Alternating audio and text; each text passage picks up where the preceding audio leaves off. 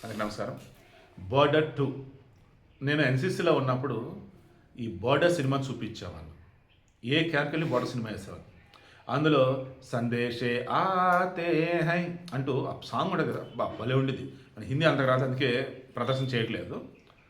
ఆ సినిమాలో ఏంటంటే అప్పట్లో 1971 పాకిస్తాన్‌తో యుద్ధం. ఆ మొమెంట్‌లో ఉత్తరాలే అన్నీ. ఆ బోర్డర్ సినిమా సెన్సేషన్ క్రియేట్ చేసిందనమాట. ఇప్పుడు బోర్డర్ 2 అని వచ్చింది. సన్నీ డియోల్ ఇప్పటికీ ఆ వాయిస్ బేస్ తగ్గల, ఫ్యాన్స్ కూడా అలాగే ఉన్నారు. ఇక వరుణ్ ధావన్ ఇక మరికొంతమంది గట్టిగానే స్టార్ కాస్ట్ బాగానే ఉన్నారు సినిమాలో. ఇంకేముంది, సినిమా మీద భారీ అంచనాలు. బార్డర్ 2 రిలీజ్ అవ్వగానే నేను కలెక్షన్ వచ్చినాయి కదా. దురంధర్ ఇండియాలోనే బిగ్గెస్ట్ హిట్ అది. 12 కోట్లు కలెక్ట్ చేసింది. ఇండియాలో వన్ అండ్ ఓన్లీ మూవీ 900 కోట్లు కలెక్ట్ చేసింది అదే. సో ఇప్పుడు ఏంటి మరి, ఆ Dhurandhar movie first day collection ఎంత, 27 కోట్లు. ఈ సినిమా దాన్ని ఓవర్కమ్ చేసింది 30 కోట్లు కొట్టింది. బార్డర్ 2 30 కోట్లు ఫస్ట్ డే కలెక్షన్.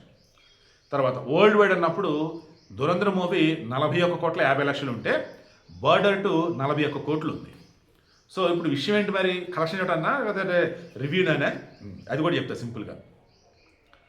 మామూలుగా బార్డర్ వచ్చేటప్పటికి అందులో వాళ్ళ ఇంటి దగ్గర నుంచి ఉత్తరాల కోసం ఎదురు చూపులు, ఆ తర్వాత వచ్చి యుద్ధంలో పాల్గొనడం, లైక్ ఇవన్నీ ఉంటాయి. ఇందులో కూడా మరల ఎయిర్ ఫోర్స్, నేవీ అండ్ ఇక్కడ వచ్చేసి మిలిటరీ, ఆర్మీకి సంబంధించి అన్నప్పుడు.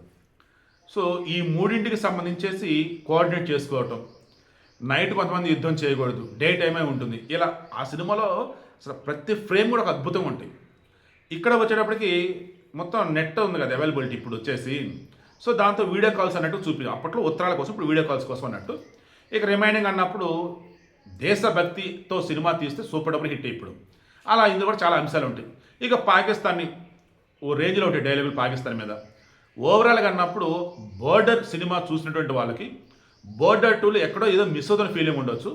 బట్ బోర్డర్ సినిమా చూడండి, బోర్డర్ 2 చూస్తారు డైరెక్ట్గా, వీళ్ళకి బాగా నచ్చింది. సో అంతేమని ఏమంటారంటే రీసెంట్ టైమ్స్లో ఎంతోమంది ఎక్స్పెక్ట్ చేసినటువంటి బెస్ట్ మూవీ అయినప్పుడు బోర్డర్ 2 అన్నట్టుగా ఉందా లేదా అన్నది మీ ఊహకే వదిలేస్తున్నా. నాకైతే సినిమా ఓకే, బాగుంది. అండ్ మరలా చెప్తున్నా, సినిమాలో మనం పాకిస్తాన్ తిడతం కోసం పెట్టే డైలాగులు కానీ, దేశభక్తిని పెంపొందించి పెట్టే డైలాగులు కానీ ఓకే ఉండాలి. కానీ స్టోరీ, ఆ స్టోరీ అనేది అత్యంత కీలకం. తెలిసిన స్టోరీ లాగో ఆల్రెడీ చూసిన దానిలాగో ఉండకూడదు అనమాట.